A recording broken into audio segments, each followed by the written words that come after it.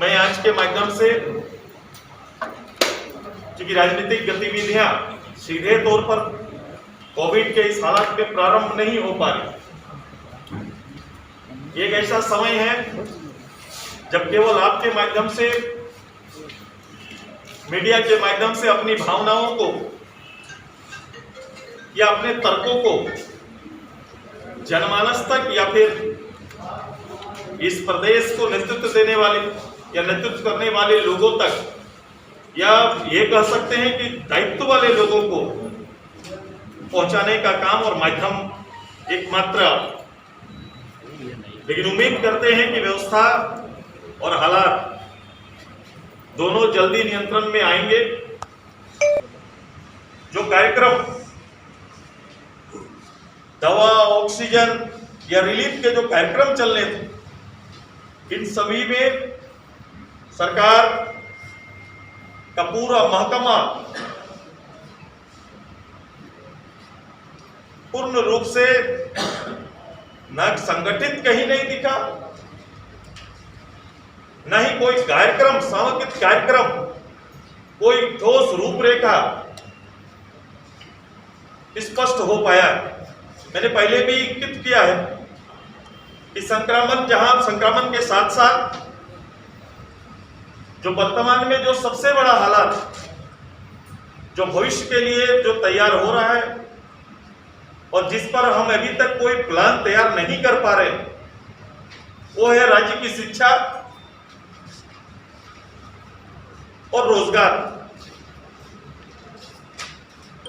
हालात अगर ऐसे रहें तो हमेशा गवर्नमेंट का काम होता है कि अपनी शासन की क्षमता को सामने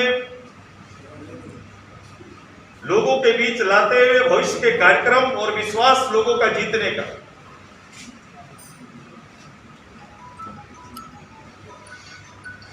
अभी तक इस तरह से कोई कार्यक्रम, दूरगामी कोई कार्यक्रम स्पष्ट नहीं हो पाया। कोविड के नाम पर हम समय काट रहे हैं, इसका दूरगामी परिणाम होंगे। लोगों के हाथ से रोजगार छीन गया। 2 वर्ष से लगातार स्कूल की पढ़ाई, कॉलेज की पढ़ाई, प्रतियोगिता परीक्षा की तैयारी की पढ़ाई ठप है। और इसका सबसे बड़ा प्रभाव ग्रामीण क्षेत्र में पड़ा है, जहां तकनीक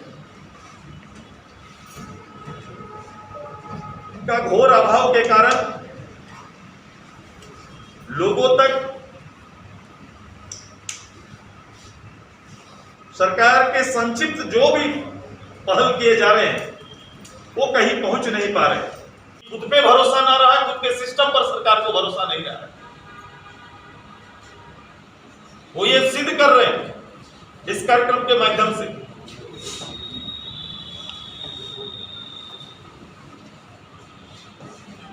हम सरकार तक इस सूची उपलब्ध हम कराएंगे और मैंने मांग किया कि सरकार ऐसे परिवारों को मुआवजा दे और उसके तर्कों को भी पिछले बार मैंने आपके बीच रखा था। क्योंकि जिन परिवारों में संक्रमण इस बार हुआ, 1 से अधिक सदस्यों का हुआ है।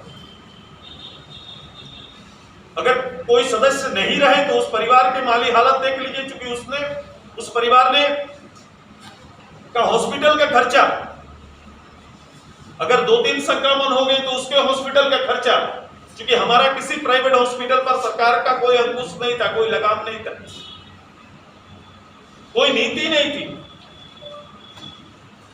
उसने अपने जीवन की गाढ़ी कमाई और अपना सदस्य दोनों खो दिया।